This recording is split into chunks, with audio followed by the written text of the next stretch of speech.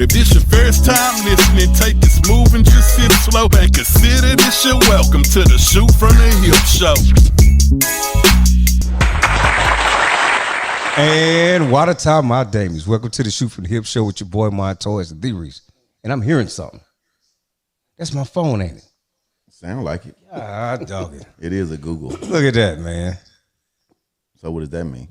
Man, I don't know, man. Does that red light mean we're not recording? No, the red light means that we are recording. Okay. Because I was telling my wife when I was fucking in here the other day.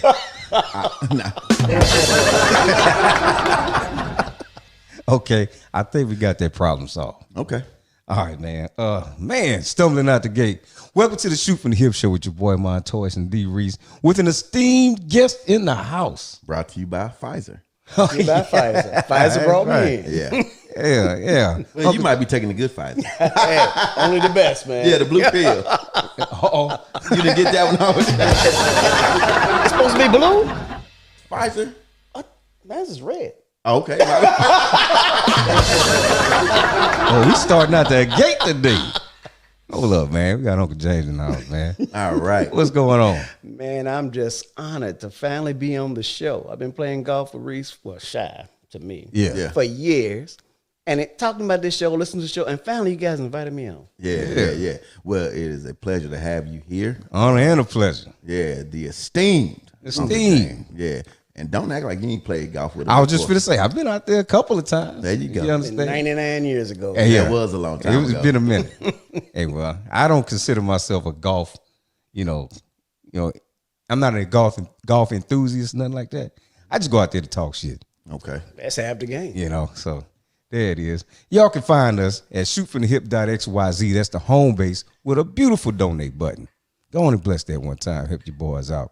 559-825-7468. That's 559-825-SHOT. From the _hip on Twitter. Shoot from the Hip Show on all the rest of our social media. Holler at your boys one time. We talk back and we have fun with it. Yeah. I got a joke. Let's go. Hey, man. Who broke up Chip and Dale and the Rescue Rangers? I don't know. The city squirrels. Doing Ching in the house. But doing Ching. You got to be a fan of that cartoon to get that a little bit. Hey, man. You remember that? Can you stop? Don't do that. Do what? Can you get the shit where I can access it? Oh, my bad, dog. Oh, that's just wrong. I like how you put that evil on me. You said it right there, and you said it real nice right there. Well, I did that to have it prominent for the camera. All right, we sipping some I'll new do shit. some camera work. Broken Spence Special Reserve Single Barrel Kentucky bourbon whiskey, 95%. 95 proof. Did somebody put you on that one? Yeah, dude at the store, he said, hey, man, this is a good one at a reasonable price. I said, well, you know what? I had my big bottle of Jack. I'm going to do that. Yeah. And then that's a staple. Yeah. And so I said, well, you know what? Give me this. It'd be good to add to the collection back there. Yeah. So we give out free marketing, right? Yeah, but I don't want to cause any problems, any stress. But all right, you're talking about how you couldn't reach your drink, but my bottle's way up there on the second shelf, man. And Look at that. I don't think my arms are long enough, man. So what's up? The host can't have his bottle ready to go for a refill?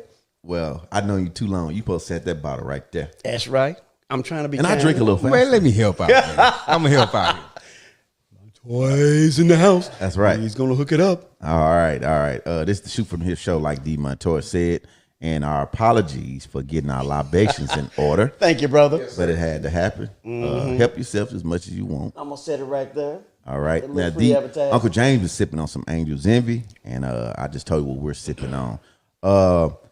We are glad to have you in here. They only know you as the guy that I play golf with. But and you be lying on me all the time. Here we go. Now we're gonna get to the bottom of it. All right. So you care to dispel some of the fodder that you've heard? Well, the one that's most prominent in my brain, and I believe that it was Montoya that said this. The reason why you come back on the back line because I shoot my wad too quick. Should be taking the blue pill. And really what it is, see, I'm like, 90 years older than you. Uh-huh. And I get a little bit of tired around hole number 15, 16. Yeah. And I suspect that you're doing something to me while I'm getting ready to swing something. Maybe you're putting something in my drink. He's roofing. Yeah, I think it's roofing. I think I've been roofied. Some Bill Cosby. Some old Bill. I put the pills in the And then the other one was the show where he says, look here, I be smoking cigars and drinking liquor, and he don't drink nothing. Hey, I'm just saying. You might need to start drinking when we get there. Because I come there drinking as soon as we get there. I start smoking as soon as I get there. I've been said that 18 holes is too much, man. No, it's not. It is, dog. No. Round about 10, 11, it's like, okay, I get it. We can go cut this down a little bit. Now, you do get a little tired. But I'll just say this. I'm up 2-1 right now, so okay. I don't know. All right. Okay. There it is. Yes, sir. He is up 2-0. We played the other day. You gonna be buying some whiskey then, huh? I mean, the Astros was down. Look what happened. It ain't over till it's over. Hey, that's right. We definitely, this is our third tournament. Yep, this is the third one. Third one, because the You first won one the I first won. one. The first Yeah. one, you brought me. That was my birthday party. He brought me the cigars and the whiskey. Yeah. And then the second one, he brought me that Garrison Brothers. The Garrison Brothers. Yeah. You got the wrong bottle by mistake. When I was inspecting, I picked this up. I saw the one I really want you to buy. So I'm going to take a picture of that. I was thinking about the right one this time. Man, it's all right. Well, I want to tell you what happened on that. I went to the store. I had never heard of Garrison Brothers. I asked for Garrison Brothers. Looking on the shelf, they said, "Oh, it's not on the shelf. It's back behind the counter." I said, "Oh, this is a problem. I mean, this is some top shelf stuff." Mm-hmm. I thought I was gonna get out there with $50, but no. They went into the cage to get this stuff. I said, "Oh, well, yeah, give me the yellow one. Give me the one that's least expensive." Yeah. Yeah. And I didn't know it was a honey Had flavor. that honey. So, You know, I talked a little trash about you on that until I tasted it. And we had some, And I said, you know what? it sponsored the show. They All right. they oversold the honey on that because the honey didn't hit you much at all. It tastes just like the shit I'm drinking now. Yeah, it was just a little hint that finished with it, but it wasn't so over the top like the It wasn't other honey stuff. overpowering well, like I some. think you need to take back everything you said about it. I retract. I retract. Uncle James, that was an outstanding purchase. I might be a connoisseur of bourbons. Yes. I am a Kentuckian. Hey, I heard the accent. Mhm, that's right. All day long. I can't stop it if I wanted to. Hey, well, there it is. All right, home team. Yes, sir. So we talked about our golf, and we definitely had fun doing that. And it was almost a golf day today. That was an excellent golf day. Pretty It was outside. almost golf day. What you got going? Well, took a couple days off. Me and old lady went and had some brunch. Where'd y'all go? We went to Snooze, That's a good the spot. one you told me about. I don't like the paper straws, and The paper straws were terrible. and it's a rainbow that leads to the. It's extra gay Okay. and dog friendly. Okay. All of that, Yeah. you know. But the food was good, man, and we had a good time with that. Yeah. You can. They got a bar, full service bar in there too. Yeah, well, I had a Bloody Mary and a That sounds real bitchy for a nigga like you. yeah. Well, I was with the old lady, man. I just didn't want to be gutter. Can I just brush the gutter off sometimes? Every now and then. Yeah, you know. So I was just trying to, in Rome do as the Romans, Okay. up there in the heights, man. So you saying in Rome, do what as the Romans. when you're in the gay spot? We ain't going that far. Hey, hold on. Did you sit down to pee? Nope. Hey, they gonna Dave Chappelle's, man. Hey, man, I want that kind of smoke. You do? Yeah. Well, I be trying. Well, I mean, Do yes, I not yes, try? you try. Okay. You do. All right. Well, you do. You just trolled somebody here recently. I can't remember. I saw it. I was like, there you go again. Yeah. There you go again. Just having a little fun here. Oh, Jeff Passan fucking with the Astros. Okay. I try and give him some business every time I get a chance. But that's so did y'all enjoy it? You remember what you got specifically? When you ate? Oh, the food? Yeah. We had an omelet and a buttermilk pancake, a couple sides of bacon. So did you use the paper straw? Yeah. That shit I'm not sucks. a fan. It's stupid. I feel like you know what I'm gonna do? I'm gonna go in there with my own straw. That's what I said at the table. I'm gonna do that shit on purpose. I said my the same daughter thing. carries on straw with her. Well, Yeah. I tell you what, these young people, man, they're all about saving the planet. Carry your own straw. Yeah. You know what? People I talk said about that. saving the planet. I could care less about the planet. The planet has been around for millions of years. Now, Dinosaurs, did you say you could care less or you couldn't? I could care less. I don't Well, give a fuck. You know the proper way to say that is I couldn't care less. Well, I couldn't care. You see, that's that. Hey, that's that height. That's that heights rubbing off. Is that what that is? No. The English just something I was good at in school. That's all. Okay. I don't always practice good English, but I know it. Okay. You know? Well, you just need a ruler right next to you there next time. Yeah, you got you to do. smack that hand. You Bow. can't just. Yeah. All right, nigga. What else you got? Oh man, I had it written down. I had something to bring to the show And you that I went through. Google Pixel like did an update and you lost it, or I like what you did there. Yeah. Now speaking of the Pixel, man, they just announced it. I saw it. The I Pixel saw the 6. commercial. I told you I would get one if I wasn't so intertwined. Yeah. Well, I tell you what, man, they got their own chip now, just like Apple did. You know, and the companies are not outsourcing chips anymore. Really? And with the shortage, it's That's best good. if you have your own in-house stuff. Yeah, that's true. You know, so I can't wait. I hope. Are you gonna get it? Well, I just got the 5. Like, Oh, god damn it, nigga. Fuck that. Nigga, do some shit, nigga. I did. I went and got the Nigga, 5. buy some Jordans, get the new shit. Like, get some shit that niggas want to hear. Don't give us some shit that the echo's killing me. Womp, don't womp, get stop some, yelling. Okay, nigga, don't get some shit that's anti. No, I'm anti dog. No, nigga, get some shit that's hip and cool. No, I don't. No, I'm not wired that way. You can do all that. Yeah. I like to be in the backdrop, leading from the rear. That's what I do. Oh, okay, Mr. Yeah. Snooze, Yeah. leading from the rear. That's right. Slip that one in on you, bro. That's like sliding in, right? Well, you got your funny bone on today, don't Just you? having a little fun. That's that. All right, Uncle James, what you got going? Oh man, I'm just over here in all of y'all's repertoire. Okay, cool. Got tit cool. and tat. Cool. But, oh man, you know, just sitting over here trying to watch the market, try to grow wealth, get my clients wealthier than they are. You know, Okay. just- Oh, that's good. Now, Uncle James constantly reminds me, man, I don't know how y'all get away saying some of the shit that y'all say. So, what is the most outrageous, outlandish things that you've heard? And you like, what the hell are these Negroes talking about? all I know is I feel like I should have on some sunglasses and a fake nose while I'm on the show. You think you gonna get incriminated? Hey, can you do one of those things where you hide my Yes. identity and change my voice? Yeah, we can put a little something on that. I'm pretty sure. Hey, he started out with some improper crazy stuff. Mm-hmm. He was up in here. Oh, that wasn't being taped though, huh? Which one? What you said, was it red like me? Oh, yeah. Yeah. No, that was good tape. Yeah, that was on. Like, how you get away with that kind of stuff? You know, I just always been outspoken like that. I go back to when I used to hang around a lot of females, Oh boy.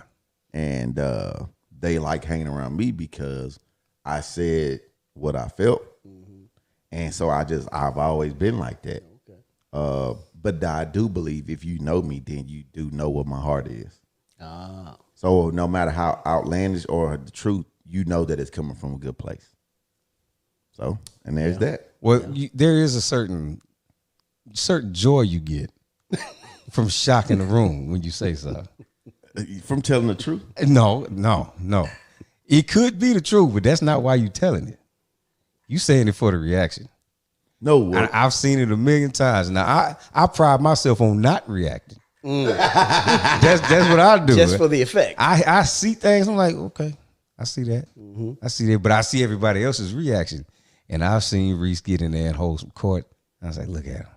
He eating that up. They just look at him. Just saying stuff. Like being a center of attention. Is that what it is? Yeah. nah, There's some of that. There's some of that. I don't necessarily call it being the center of attention.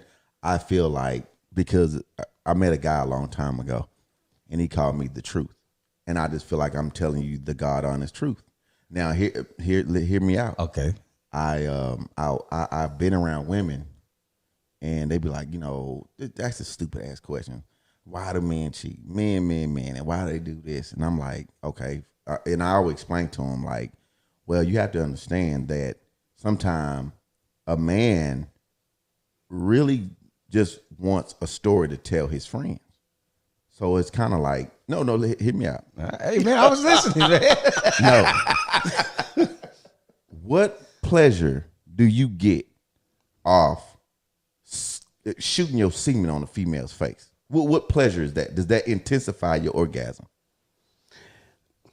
You know, my name is Wes. Hey, I ain't in that mess. Okay. Here's the deal. This is what I told him. There's no pleasure in it. He just want to go tell his boys he did it. Yeah. You know what I'm saying? And so Same with videotaping, I imagine. Huh? Same with videotaping. Is that the same thing? Videotaping? Yeah. I mean, it's just like you don't get any extra. I just want to go tell my friends that, man, she was a freak and I nutted on her face. You know, that's what that, you know. So Yeah. when a girl asks a certain question, I'm just gonna tell them, hey, let me explain something to you. You know, this is why he did it. Yeah. You know. So Well, But I'm of the school of thought that certain things you do, you should not tell other brothers. See, now, when I was young, I was at undercover catch, you know. So Okay. if you just, you know, if you're not out talking what you're doing, what's the saying go? 2 bulls on top of a hill, see a whole bunch of cows. And one says run in there and fuck them all. Yeah. No, it says, no, let's just walk down. No, let's fuck one of them. Let's just walk down and fuck them all. hey. You know, you got to be undercover, low key. that ain't no fun. But it's effective. Speaking how look at that. That's my lane right there. Well, it's not necessarily. I'm like that too. I've never been one to brag. You know, all I'm saying is going back to the original point of the question. I just try to keep it as real as possible. Now, I think you do. And what I was going to say about you is like this is an alter ego. I'm telling you. Now, those in the family probably have never seen this side of Shaq. I was so shocked the first time I heard the show. I was like, what the hell? Okay, so for y'all that do not know, we are related by marriage because his wife is my wife's aunt. Correct. Right. Yeah. Okay. So There you go. Boom. Yeah. Disclaimer. Yeah. Get it out the way. So that is the relation. So And you know, Shaq says like 5 words at family gatherings. You know, he ain't got a whole lot to say, which is smart. He just got, taking it all in. I'm like, what? Hey, okay. All right. So I've learned a lot from playing golf with him and listening to Shaq. I said, okay, all right. Yeah. And look, and you as well, brother.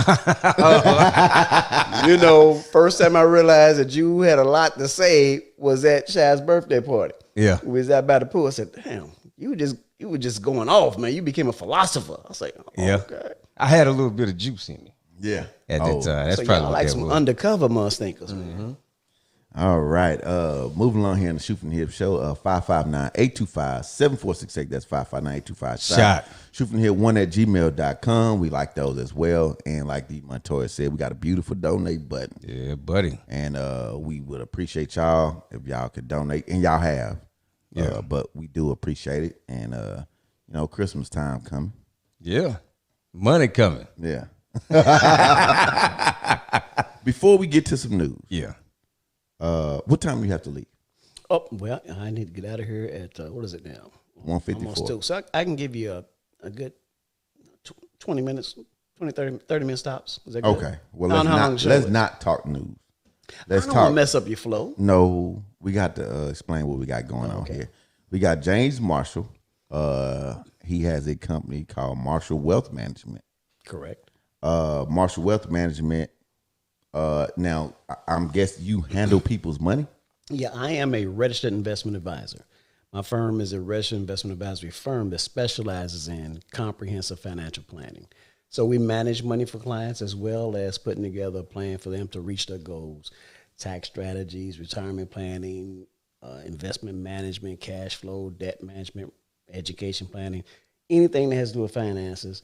We quarterback that relationship for our clients. Okay. All right. Cool. All So, now I heard this when we played.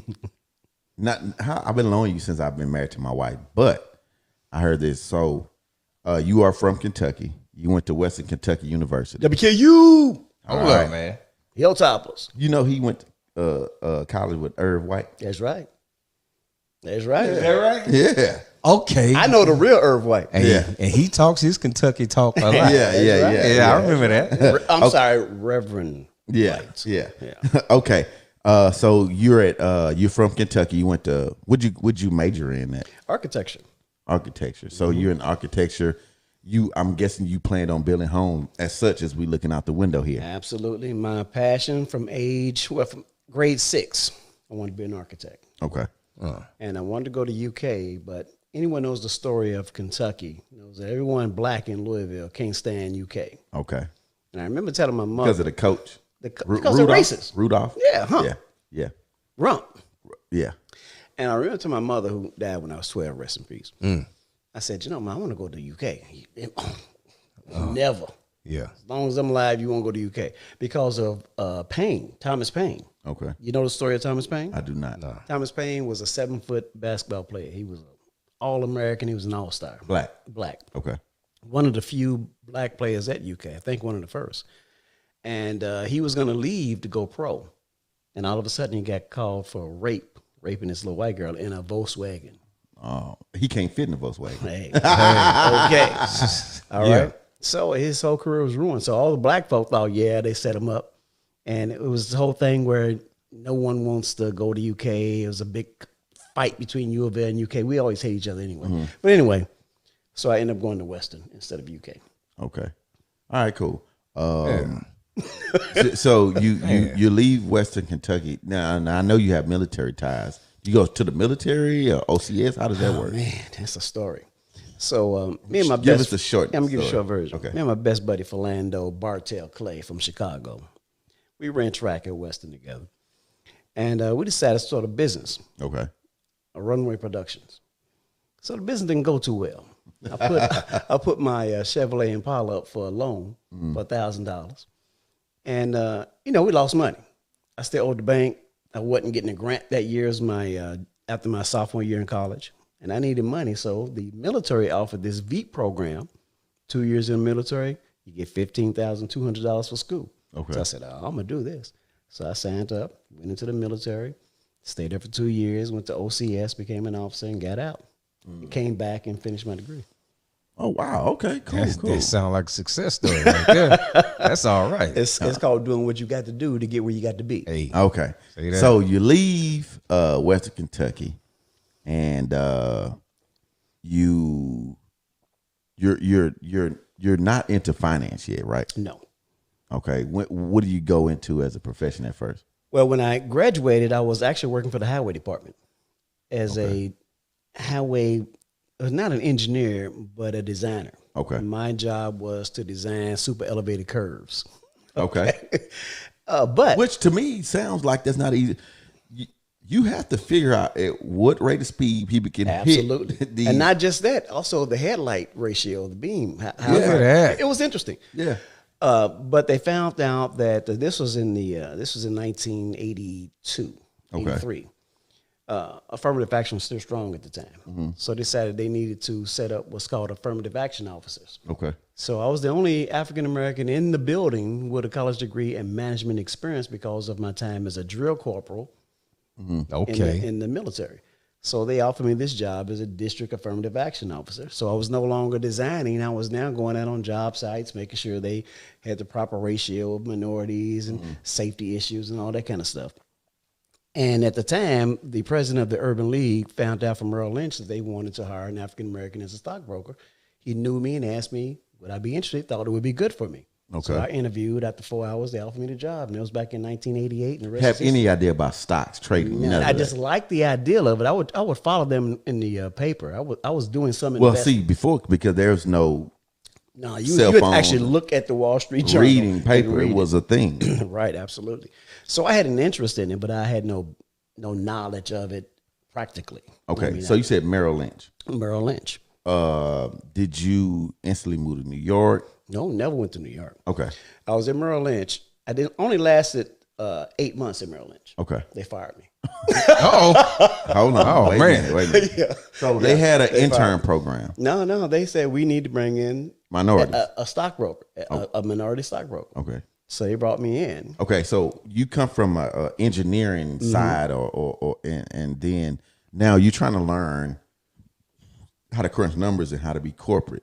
How to sell. Because remember, stockbroker is still a salesperson. Right. Okay.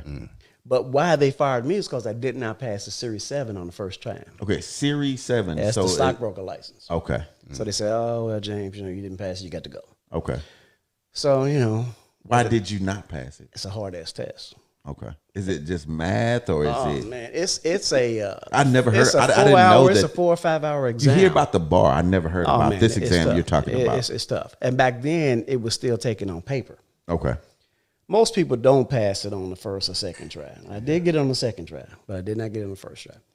So at the time, I was dating a young lady who was on the news for a station in Louisville, and she got a job in Baltimore. Okay. And we were living together. You like women that on TV I or do. something? Okay. Yeah, I got a thing for pretty women. Okay. So listen, she said, you would do well in Baltimore. Louisville's too small for you. Move with me to Baltimore. And I should have known that it wasn't going to work because I ain't had no money. I was broke at the time. You still had that car had a lien on I it. said, I ain't got no money. She said, no, I'll take care of it. I said, okay. So Uh-oh. another sign. Yeah. So I moved to Baltimore. And we were living together. That lasted about 6 months. She got tired. She got tired of that. And but I was working for New York Life. Hold on. So you were fired from Merrill Lynch. Merrill Lynch. Got in my car. And now you fired. You were doing engineering or whatever. You got in the stop. Didn't pass the test. Right. You didn't say, okay, well, let me go back to engineering. I'm still interested in finance I was and hooked. stock. I was hooked. Okay. But that world is a world that was just amazing to me. Okay. So I knew I was going to stay in that industry. Okay. All right. So I got in my Fiero, my Pontiac Fiero, and it was leaking oil all the way. No. That was a hot thing at the Yeah, time. I used to it like was red those. too. It was Yeah. red. Oh, I like those when they came out. Drove that bad boy to Baltimore. It broke down twice on the trip, but people kind enough to help me fix it. And got there, and I remember the day quite clearly. She's like, "You got any money this month?" I don't. Oh, you need to sell something. I think I said something along the words of an F word. Uh-oh. And she said, "What? Get the fuck out." Hey. So I'm living in After DC. she told you she had you. Yeah. And I'm living in DC, working for New York Life from 8 to 4, working as spa lady, teaching a fitness class from 4 to 5, and working at Time Life Video, selling videos over the phone until 11. Man. Okay. That was my life at the time. Okay. And found an apartment over this dentist's office and just grind. And from there, it was uphill. Well, some downhill too. Okay. So you left the girl that told you to follow her, or y'all separated? Yeah, we broke up. Did you come back to Kentucky? No, I stayed in DC. Hey, where'd you meet Aunt Donna? I met her years later. Okay. And you So- jumping around the timeline a little Well, bit. no, he said from then on We it got a was like, chronological thing But going on. you told me to be quick. There's a lot that happened in between there. Okay, I'm trying to okay. give you the condensed version. okay, all right. So you're in Baltimore, and when do you come back to Kentucky Okay. or DC? When do you Yeah. leave the DMV? Yeah, I moved from Baltimore to DC when I'm working for New York Life, and I hooked up with my sweetheart from freshman year, Okay. Bohemian girl. You got a lot Oh, of women boy. around. A love of my life, man. Okay. At the time, anyway. You know that accent; it'll get you. Yeah. So she just made me it was all about her. I was like, I was in love, and we got engaged. Nose open. Oh, it was wide open, man. Yeah. It was wide open. Well, she graduated from Howard and got a degree and was in the hospitals and was making big money, and I wasn't making enough, and she kind of kicked me to the curb, I think. Yeah. God damn, You man. know, in an easy kind of way. Yeah. My heart was broken, man. Okay. It was so broke. Like I deja could not vu. stay in DC. The Okay. Matrix. I Then said, did you come I back to said Kentucky? love made me leave DC. I'm telling you. So Yeah. I came back to Louisville. Okay. I still was in the investment industry. Okay. Years later, I was working, about 2 years later, I was working as a fundraiser for a Catholic school. Mm-hmm. And I called Donna on she was working for China 11 at the time. And I called her when she helped me raise some money for the school. And the friendship began. We started playing tennis together and whatnot, and started dating. And then 2 years later, we got engaged. And there you had it. Okay. All right. So. Oh boy, here it goes. Uh-oh. All right. So y'all young and in Kentucky, you moved back. You work for a Catholic school. I didn't work. I was just volunteering to raise money. Okay. Where were you working at? I was working for American Express at the time. Okay. So you're working for American Express. Now, what does an investor do for I guess a huge financial firm as American Express? Well, American Express was the premier financial planning company in the country. Okay. Before we knew them as the credit card. Well, even you just knew that part of them. Okay. But this was the American Express Financial Advisory arm, which was called IDS when I first started working with them. Okay. Well, actually, when I first came back to Louisville, I was with MetLife. I got to tell this side of the story. So in this building that we worked in, I would drive up in my hoopty, and all these other guys would drive up in these really nice cars. I'm waiting to hear the Wolf of Wall Street stories. Oh yeah, Yeah. That's a whole nother Okay, go ahead. podcast. Where there's Okay. many of them. Okay. So I'm like, wow, why are these guys all driving nice cars and wearing nice suits, and everybody in this office look like shit? Yeah. So I went up to the third floor and said, "Who's up here?" They said, "It's IDS." I want to talk to you guys. So they interviewed me and offered me a job. So I became a financial advisor with IDS, which later became American Express Financial Advisors, and which at one point they offered me a franchise, and I became Marshall and Associates. I was the only black advisor at the firm at the time. And that's been a trend because there's not enough African Americans in this industry. Okay. So it's always a struggle. Now, we'll put. Okay. Go ahead. No, and that's one of the reasons why I had so many complications with some of these companies, in particular American Express, because I wanted to focus on the black community. 99.99% of my clients are black. Okay. Only because that's all I market to is my community. And they always had a problem with that. So, All right. So you're working with American Express.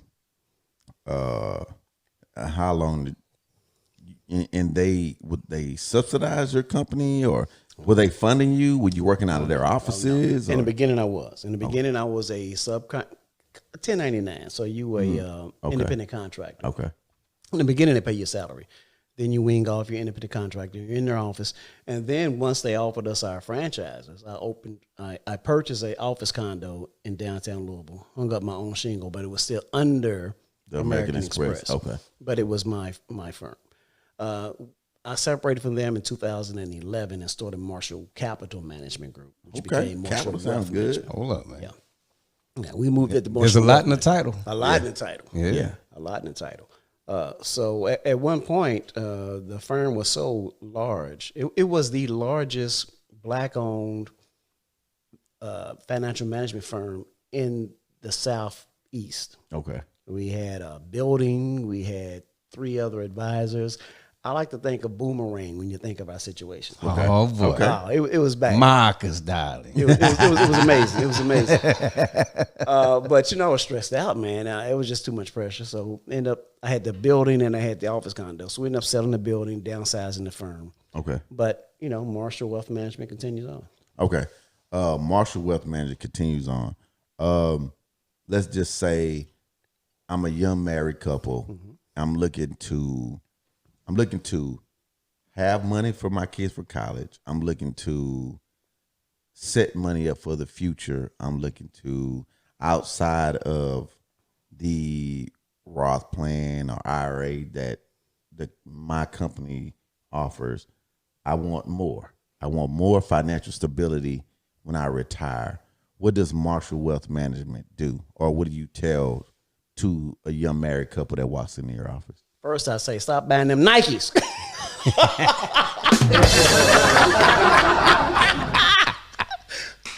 That's for you, brother. I appreciate it. No, but I would say, just basically take an assessment of your situation. What is your income? What are your expenses? Keep your expenses in line. Okay. Build up your cash reserves. Okay. Every family has to have 6 to 12 months living expenses because you never know what's going to happen. Jobs get downsized, and you don't want to be caught where you don't have enough money to survive for at least 6 months. Okay.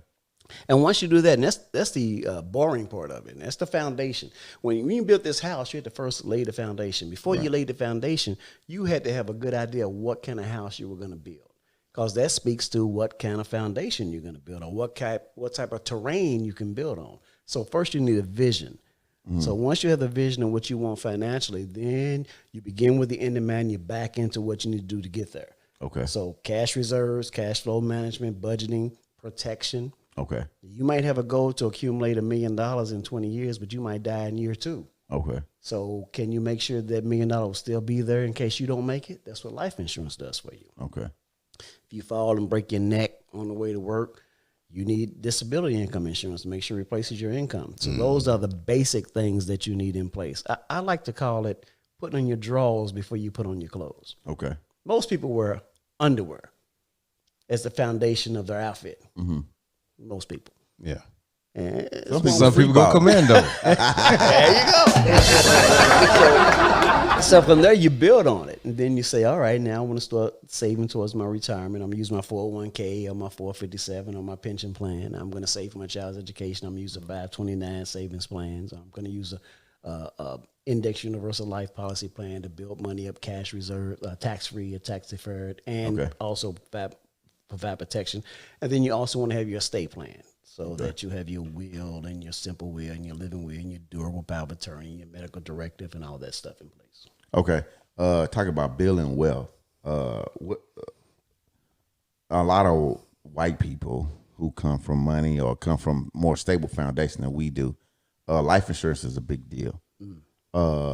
Life insurance, do you have any recommendations on companies or just to like, I don't know, like pay off homes or to help set up a better way for the next generation? I'm really big on life insurance. We have a system called the Hive, Hive. The Hive system is a multi-generation, multi-family wealth building plan. Okay. It's nothing new. Other communities have been using life insurance to provide perpetual wealth for years. And it's not mostly white people that does it. It's the Asians and Jewish community, especially the Asians, are really big on utilizing life insurance. I'll tell you a story.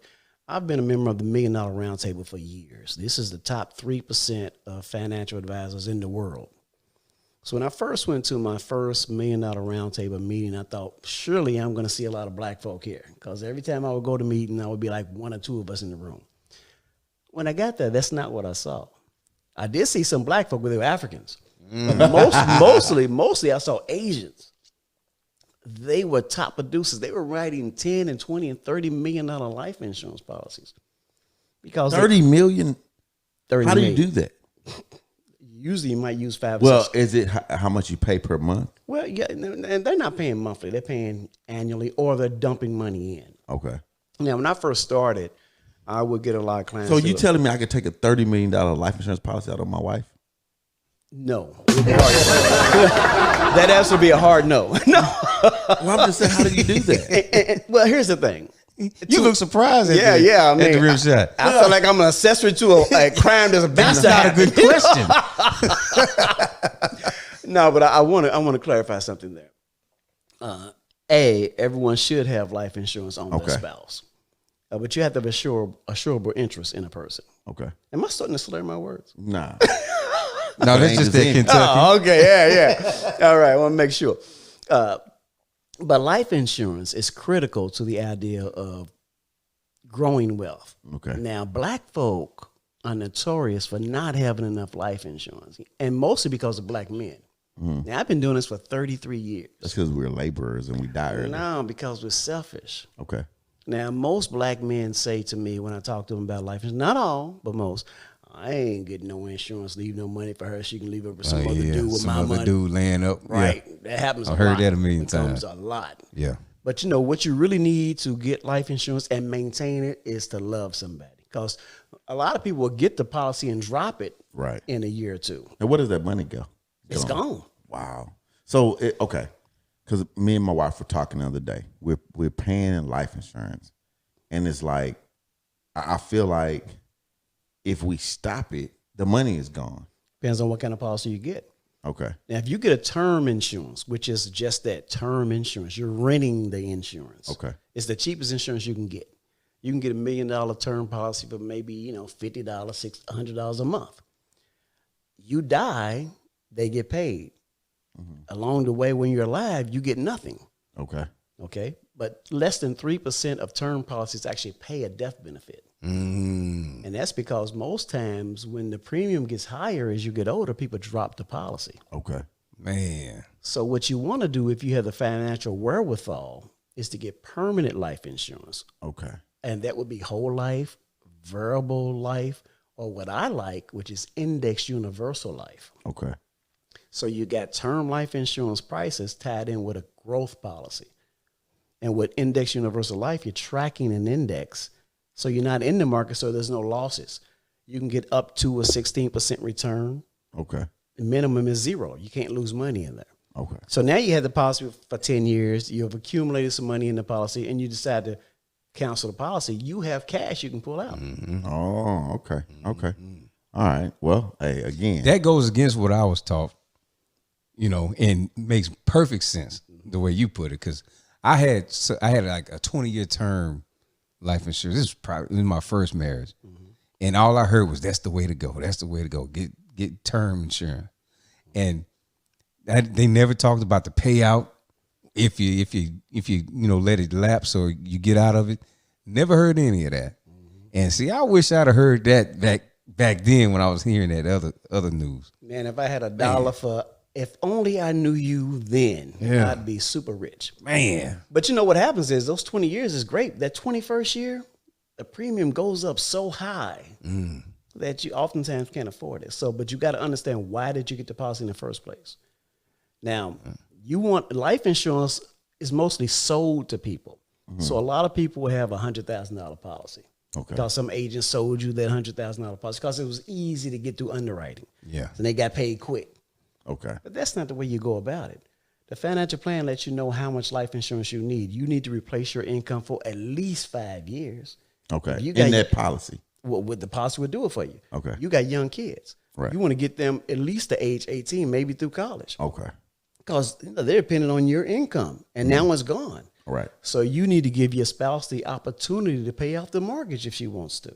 Maybe she won't because she's got her own income and she needs a tax write-off, but she should have that option. Okay. So most people need at least $1 million when you consider 7 years of income, paying off debt, having generational wealth, at least $1 million. All right. I'm looking at the time here. Is it your time to wrap up? Man, we're going to keep rolling. Okay. All right. All You're right. giving the game now. Welcome to Financial I'm in the game Talk on now. the You Super got me Hip all Show. excited. Okay. All right. Oh, man, this is dope. Okay. So we. This is going on YouTube. We got to put this Okay. up. So okay. All right. We talk life insurance. If people want to get more of the game, because you are not local, you are national. You have clients. Right. Have clients all everywhere. over the country. Okay, give out your information. Yes. No, give it out. Oh, MarshallYourMoney.com is the website. Duh. And if you go to their website, you can get all of our information. You can also contact Say it one more time. Yeah, Like I'm I finna said, say MarshallYourMoney.com. All right. Okay. And that's Marshall with an A. Okay. Now you also have a podcast. I do 100 Wealth Building Secrets with James Marshall. We Okay. have a YouTube channel, James Marshall Financial Educator. You can get all that on the website. So Okay. once you get there, you can get all that stuff. Here we go. We have books. I have a book called Wealth, Building Black Family Wealth and Prosperity, Mini Moguls, Financial Education for Kids. Okay. A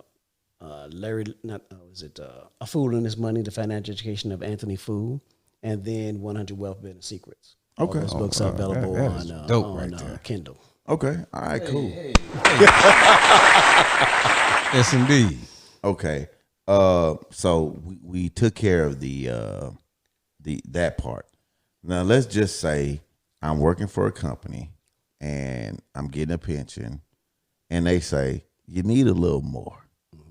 You need a 457. You need something else to guarantee you are comfortable when you retire, because health insurance gets high once you retire, things like that. What do I do to prepare myself for retirement? Maybe at my age, at 43 years old. Excellent question. Once again, begin with the end in mind. Now, if you know you want to retire at 65, or let's say you got 20 years, and you know what you want, most people need 80% at the most of what they're spending now when they retire. Okay. The average is 70%. Okay. So let's say that you're living off $100,000 a year, so you need $70,000 a year when you retire. Consider inflation. So that $70,000 by the time you retire might be $110,000. But you'll know going in. It should never be a surprise. So you factor that in. Then you look at, okay, how much do I have now towards retirement, and how much will that grow, and will there be enough? And that's how you know how much you should be setting aside each month now, and what kind of return you need to get to reach your goal. This is why a financial plan is important, because if you're investing to get the highest return that you can get, you might be taking more risk than what you need to, right? So if you only need a 7% return to accomplish your goal, you should build a portfolio that's set up to get you 7%. If you get 12, then that's gravy. Now, with that being said, you need to know what your risk tolerance is. Are you conservative? Are you moderate? Are you aggressive? Okay, I have a question about that, because in my 457, they asked me, what do you want to do? And I always say moderate. I feel like if I tell them aggressive, what if I tell you I'm going to give you my money and I say I want to be aggressive, what are you doing with my money? Now we're looking at small cap stocks. We're looking at more international stocks. We're looking at companies that are more growth oriented as opposed to companies that pay dividends. Okay. Right. So those type of companies, there's a good chance that you'll lose money. Right. Okay. So when you think of it this way, when you do a quiz on how you feel about investing, if your portfolio goes down 20%, most people who are moderate will probably sell off that position because they've lost too much money. Aggressive people might double up, buy more because they see that, okay, I'm getting the stock at a lower price. Okay. I liked it at 10, I love it at 5. That type of buy concept. low, yeah. Yeah. So, but it all depends on how emotionally you feel about that reduction in the value of your portfolio. And it's a shock to the brain when you have a portfolio worth 100,000 and now it's worth 50. Takes a hit. You know. Yeah. But if you notice, if you were investing in 2009 when the market made a huge correction, if you stayed in it, you got that money back within 24 months. I was just gonna say that because a lot of people I work with retired when that happened, right? Because of the drop. Absolutely. I remember that. Absolutely. But the key thing is the timing. Yeah. I like to use the analogy of Bugs Bunny. Okay. Now, are you guys Bugs Bunny fans? I am. Yeah. Yeah. We old enough to know that. Yeah, don't yeah. front. You Don't know, do that. Bugs Bunny would be in a rocket or a ship that's about to crash. And he can just jump out of the plane just before it hits the ground and survive. And it's only in cartoon world. In the real life, you don't know when the stock is going to bottom out. You don't know when it's going to go up, when it's going to, no one knows. So take that left turn at Albuquerque. That's right. That's right. You know, a clock is right twice a day There it all is. the time. So you can get lucky, but more than likely, you're not going to be able to time it. So that's why diversification works, asset allocation. Now, I'm going to get a little technical. Okay. Can I do that? Go ahead. By all Come means. on, Pastor. All right. Preach. You see these 3 windows right here? They can't see it. But these are pane glass windows. If I throw a brick at one of those windows, the whole window's going to shatter, right? Yes. But those little French doors between your dining room and your house with the multiple panes of glass windows, you throw a rock at one of those panes, just that one section shatters, the rest of the doors intact. That's the difference between a mutual fund and one stock. Okay. You remember Enron, right? Yeah. Yes. If you had all your money in Enron, you got screwed. Yeah. And there's no protection on that? Oh, no. Ain't no protection on stock. If you just invested badly, you just lose. Now, if the advisor did some trickery, you're protected under the Savings and Investment Protection Corporation. But if you just made a bad choice, you're just out. But a mutual fund provides you professional management and diversification because they can't put more than 5% of their money in any one stock. Now, the problem is mutual funds cost a little bit more and they don't perform as well, so I don't like them as much as I did back in the 80s. Okay, because I was always told mutual funds were better than... Well, what's better is ETFs, exchange traded funds. Those are ETF meant, what is that? exchange traded fund, ETF. Okay. That's a basket of stocks. Okay. So now instead of having a investment company that is buying and selling various stocks inside the mutual fund for a fee, an ETF is doing it for a much smaller amount, maybe 1% or less, like Vanguard 500 fund. You've heard of that one, right? That's probably the biggest ETF out there. The triple Qs, which invest in technology. If you say, oh, I like technology, but I don't know what to buy, you buy the Qs. It's a basket of technology stocks. Okay. So that's a cheap way to do it. Okay. All right. Let me ask you this. What is options trading? Now we're going to advanced school now, huh? Now, let me give you the quick and dirty without getting into the weeds. Options. Let's say that you see, now what do you guys like to buy? Stock wise? Just in period. What do you like? I like to buy guns, golf clothes, golf clubs, Whiskey. whiskey. Okay, let's go with whiskey since we're drinking. No, that's not a good one. Let's use a house. Oh, let's just okay. Oh, hold on. I like Apple products. Okay. Is that better? Let's use Apple stock. Okay. All right. Let's say that you believe Apple is going to go to $400 a share. Today it's trading at about 142, something like that. So you want to buy the right to buy Apple for $200 a share. So you telling me I can't buy? I have to buy the right to buy. It's like Option holding is- season tickets. the options is a right to buy something or a right to sell something. Look at that. Okay. Okay. You don't own the underlying security yet. So now you're buying from someone. It's called a call. You're buying the right to buy this stock or call Didn't this stock. Apple have that? Not most too long companies have. ago. Almost all There was the this big companies huge have. issue with their stocks maxed out. So then they were going to subsidize this. They started giving dividends back out or something like that. I That's- recall something. Well, that's like a different deal. That's a whole different discussion. Okay. But let's stay on the options for a Okay. second and reel you guys back in. Okay. So you think it's going to go up, so you better call, right? That's the least aggressive. That's the least risky option you can buy is a call. Okay. The right to buy a stock later for a lower price. I think it's going to go to 2. I have a right to buy it for 200. Think of the house down the street. I own an option to buy the house down the street for $300,000. Okay. I think it's going to be worth $600,000 in a year. It's got to be a time frame on it. So let's say a year comes up and the house is not worth $600,000. It's only worth $200,000. Do you have to buy it at $600,000? No. You can let the option expire and just lose the price you paid for the option because it has a price. That's the contract. Okay. The option is a contract which has a price. You might pay $1 for a contract to buy Apple shares for $400 6 months from now. Okay. And you might buy multiple contracts and they have value and you trade those contracts. A put, which is a little bit more aggressive, is the right to sell someone or put some stock to someone for a price. Okay. So if they can buy the stock from you for $400 and the stock goes up to $800 and you don't own the stock already, you have to go out into the open market and buy it for $800 and sell it to that person for $400. Since there's no limit on how high a stock can go, there's no limit on how much money you can lose on a put. It's very aggressive. Okay. What's the highest you ever seen a stock? Highest traded company? Berkshire Hathaway. That's Trade for like over $100,000 a share. okay. So I saw this. I got a notification. It said that 10%. Okay. It said that 89%.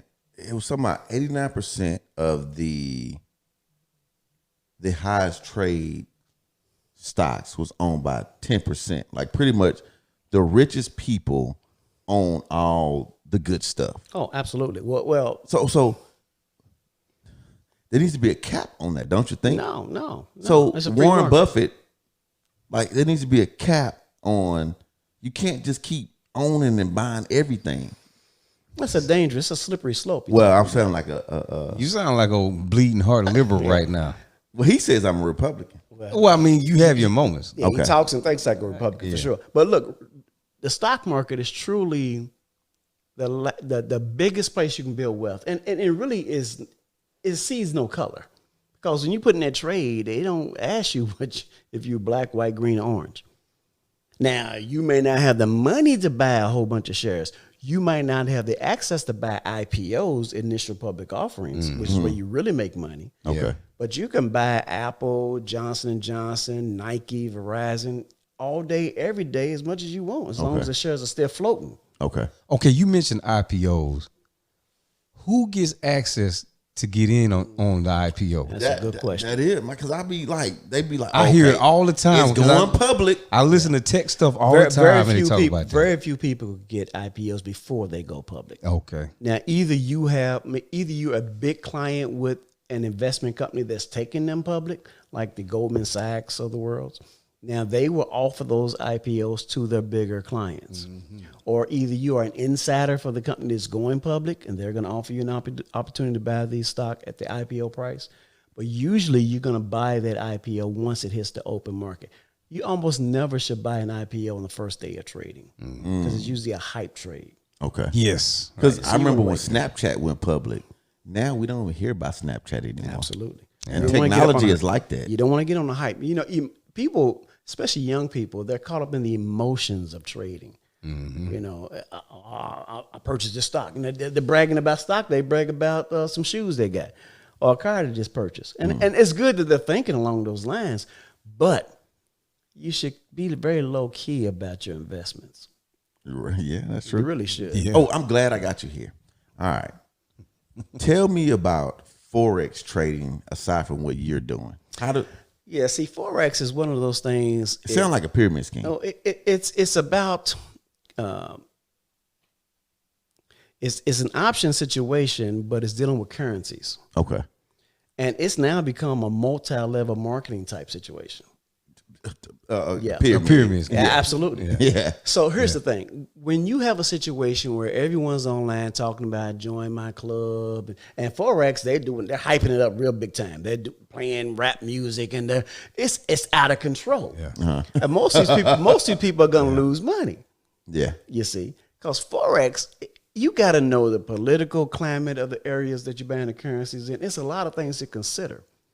Now, if you know what you're doing, you might can make some money. It's just like any type of currency trading or any commodities that you might trade. If you're buying gold or silver or Bitcoin, understanding what you're buying and why you're buying it.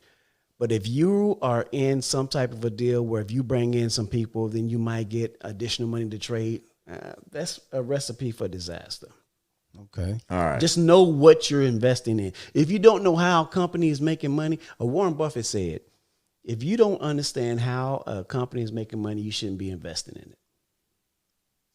Okay. That's Real quick. And we're going to move on to solid some news. advice right there. Okay. Tell me your thoughts and if I were a client of yours on Bitcoin.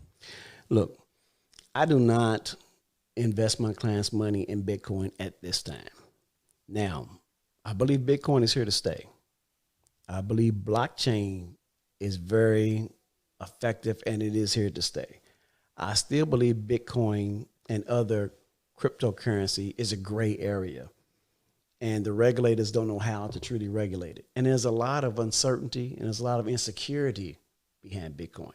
And most people who tell you that they've made a lot of money in Bitcoin have not. Or have not realized those gains. A lot of people, you know, young guys lie on the dick. Yeah. Yeah, people be lying on Bitcoin all the time. Yeah, I believe that. It's true. So listen, I think you should dabble in it, play around with it, but be careful what platform you use to buy your cryptocurrency. Okay.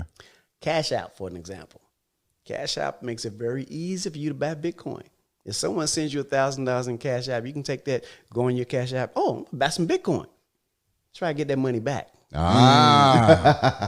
I was going to ask you about like Robinhood and those other apps like that. Yeah. And there was some kind of scandal or scam. It was GameStop and Robinhood. Yeah. And where the people that invested their money couldn't get it back. Well, what happened with Robinhood was they were just inundated with so many people. It was such a big hype that they could not handle the volume of trades that were coming through. And that was the problem because they were not set up to be a. So were they not set up? If I tell you I want all my money now. But Yeah. it's 100 of us saying They we wasn't want set up all for our that. money now. They were not set up for that. They were not set up for that Okay. because they were an online trading platform Okay. that did not charge the fees and have the infrastructure to be that way. Think of Merrill Lynch or Pershing. You've heard that name? Pershing is the largest clearinghouse in the country. I've only heard of Pershing. There's a Pershing middle school. school. here. Yeah. Pershing is a company that actually it's a clearinghouse. It's the one that makes the trade. Here's how it happens. You call me up and say, I want to buy 100 shares of Nike. I put in the trade for 100 shares of Nike. There's a person on the floor of the exchange that is a market maker for Nike. He's going to find a buyer for your 100 shares, but it happens so quick, it's in milliseconds. Okay. But it's organized. There's a buyer, there's a seller. Now, stocks that are heavily traded trade quickly. But the small companies, the pink sheet companies, the over-the-counter stocks, they don't necessarily have a market that is well developed. So that market maker has to work a little bit harder to find someone to buy or sell you those shares. And the price may change. So if you have a new company that's setting up to be a robo-advisor and make these trades without the benefit of physical market makers on the exchange. E-Trade. E-Trade is well established at Okay. this point. Like Robinhood, they just had a huge amount. They didn't have the money to support it because there has to be a company with enough money. Whereas if you had a fat thumb and you purchased 100 shares you didn't mean to purchase, they need to be able to get their money back to you. Yeah. Okay. Infrastructure is important. Okay. This is why when you buy something of value, you buy it from a reputable company. When you buy life insurance, you don't buy it from XYZ insurance company down the street. Okay. Because they're probably not going to pay the claim. You buy it from the larger companies, the Alliances, the Prudentials, the MetLifes of the world. Okay. Because they have the financial wherewithal to pay you. What's the one that what's the name joke about all the time on No Nonsense? Oh shit. Pro America? Yeah. Prime America. Prime America. Yeah. Yeah, Prime America. Look, Are they good or not? we got time for the story. Oh yeah. Because it's a history behind that. Okay. Yeah. Back in the 70s. Back in the 70s. Deep in the jungle with a Down in the jungle. down in the jungle with a monkey. What is it? Signified Yeah, monkey. signified monkey. Back in the 70s.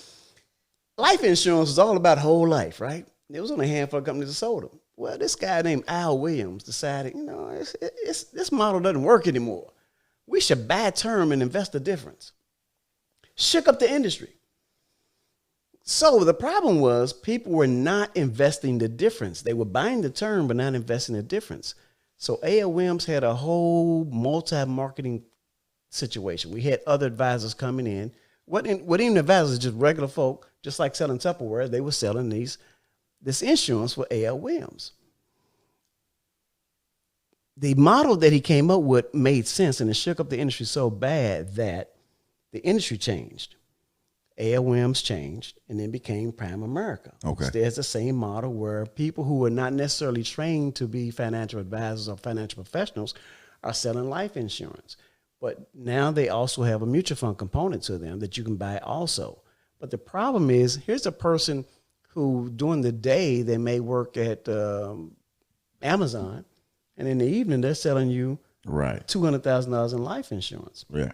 I say to you, if you need brain surgery, are you going to go to your mechanic? No. You want to go to someone who is a tried and true professional, because they may be out of business a year from now. And then what are you going to do? But the insurance that they provide is solid insurance. Okay. The company has over the years has built up a good financial position. So it's nothing wrong with it. It's better than it used to be. Okay. But you just want to make sure that the particular person you're dealing with is above board. Okay. All right. Hey man, we Yeah. gave you a lot of game. Or at Whole least- lot of game. Financial talk on the Shoot from the All Hip right, show. Uncle James did. Come on 559-825-7468. That's 559-825. Shot. You got any questions about what you heard? You can give us a call. Or if you want to talk to Uncle James specifically at Marshall Wealth Management, you can reach him how? Say it one more time. MarshallYourMoney.com, MarshallYourMoney.com. James at MarshallYourMoney.com is my email address. Okay, there you go. But I want to give you a little bit of free stuff because, you asked me a lot of good questions. Okay. There are some, if you're not before you invest in stock, what do you think you should do? This is a quiz for you guys. I don't want to put you on the spot, but I am kind of putting you on the spot. Before I invest in spot, the money stock. that I'm investing, I believe that money has to be money I can live without. Boom, that's good. And what else? Go a little deeper. I don't know what else. I just know that if I can just give $100 away a month, I gotta not need that $100. Okay. Let me put it in golf terms. Before you can putt for that birdie, what do you have to do? Well, you can put shit. You got to make it to the green, huh? Hey, right? Yeah. Foundations that drive. Yeah. So before you can invest, you got to have that cash reserves and that Okay. foundation. Build up that 6. Build up that 6 months, 6 6 to months, 12 there it months, is. Yeah. and life insurance. Now, that money should not ever be invested. Okay. You ever heard of buckets? The bucket rule about money? Having multiple buckets for your money? I heard it now. One bucket is for your emergency, your cash money bucket. Yeah. One bucket is for your intermediate needs, maybe college education. Yeah. And one bucket is for retirement. It's your long-term bucket, Okay. right? So I would say to people, first have that done. Before you invest in stock on your own as a separate account, you want to first put money into your 401k. Maximize your contribution to your retirement plan at your job. Okay. Whether it be a 401k, 403b, which is a 401k for a nonprofit, 457 plan, municipalities. Maximize your contributions there first. Then you want to look at buying individual stocks outside of those accounts. Okay. So usually when you deal with what you were saying, they hire companies that invest your money for you. Okay. What are they doing different? Because if you deal with, you said municipalities, they have like an organization that kind of invest your money for you. What do you do differently than those companies? Like, could I come to you instead of going to somebody else? Yes and no. Now, if you're talking about a 457 plan, Yeah. That's a form of a pension. Okay. So a company like Mines might be managing that money for their 457. Oh, okay. I got you. Okay. But with that being said, what you said there was an interesting thing. A lot of people set it and forget it. They don't open up their statements. They don't manage their 403b, 401k. Somebody's doing it for them. You can do it. Don't let them do it for you. Okay. Do it yourself. Look at it, learn about it, decide what percentage you want in large cap, what percentage you want in small cap, what percentage you want in international. Because you can only choose amongst the funds that they have in the plan. Okay. But you can choose. Don't have someone else choose for you if you have that option. Okay. Which oftentimes you do. All Your right. pension plan for you guys, you don't. A big part of the money in your retirement is going to be in that pot. Right. Your pension, which is sometimes 1 year might earn 7%. Now I think it's down to like 3%. Okay. So it fluctuates, but you need to know what's going on. Okay. Be informed and stay informed. All right, there you heard it. Marshall Wealth Management in the house. Uncle In the James in house. the house. My god buddy, my friend, my uncle, all that kind of motherfucking shit. A We gonna reoccurring character on this show. Yeah. Even if he's not here, he's I think I talking should about get it. paid some kind of a royalty or something, man. I don't know. Okay, before we take a break, I want you to hear this real quick. You drive the ball better than I do. Damn straight. Okay. I beat you by at least 30 yards on every drive. Hold up. However, I don't know that you have a club in your bag that can mess with my long hybrids. You know, Is that true? I'm going to say this. I'm going to give credit where credit is due. Your approach game is better than mine. Okay. You know, you have such a pure swing with your hybrids. Yeah. If you about 150 yards out, you go all in. And you got some good flight on the ball. Now, me, used to be, you remember when I couldn't hit my drive and I can hit the hell out of my six iron? Man, I remember that. Now, for some reason, I get a wedge in my hand. I'm 150 yards out. You know, tell me where the ball's going to go. You know? It's funny because he outdrives me and his putting is better. But I think in the fairway is where I have him beat. That right? Unless I got my gap wedge in my hand. Well, Well, I hear that having a hybrid is kind of cheating. 559-825-747, 559-825. Shout out to Shoot for the Hip Show. I know. Before we talk some Yeah. news, we're going to take a break because I got a pork butt on the pit. I saw the smoke and I almost That's interrupted smoking. the talk. I was and looking I at need to seriously check on this thing. Yeah. This is the Shoot From Hip show. We'll be right back. Give it up one time. I don't know if you hanging around. All right. Dang. How'd it go? Oh, Oh, that was dope. That was good to go right there. You just not gonna be around to talk some of the crazy shit. All right, that's good. Yeah, there you go. And I appreciate y'all, not being as crazy as y'all usually are. We know the ebb and flow. I'm going to have me another little bit before I go. Yeah. It's for your life. Man, I gotta take a look at this thing, man. You can open it up? What's that? Fork butt. Yeah, man, that's a whole lot of meat. Yeah, it is. If this your first time listening, take it smooth and just sit slow and consider this your welcome to the Shoot From the Hip show.